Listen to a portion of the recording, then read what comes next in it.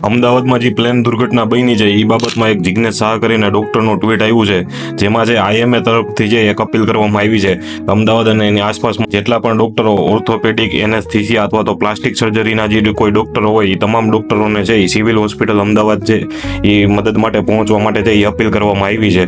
તો અમદાવાદ અને એની આસપાસના રહેતા જે કંઈ નાગરિકો છે એમના સુધી છે આ માહિતી જરૂર પહોંચાડી દેજો કે આઈએમએ તરફથી છે એ અપીલ કરવામાં આવી છે કે પ્લાસ્ટિક સર્જરી, એનેસ્થિસિયા અને ઓર્થોપેડિક જે કોઈ સર્જન હોય તમામ લોકો છે મદદ માટે છે અમદાવાદ સિવિલ હોસ્પિટલે પહોંચે.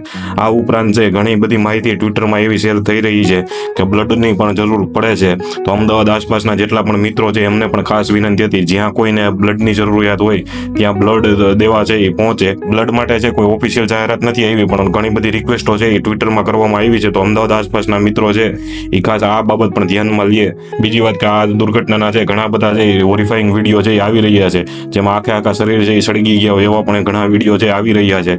આ વિડીયો તો છે અહીંયા દર્શાવવા એમ નથી, પણ જેટલા પણ લોકો બચ્યા છે એમના માટે છે એ ખાસ જનતાને વિનંતી હતી કે પ્રાર્થના કરીએ એ છે જલ્દી સાજા થઈ જાય.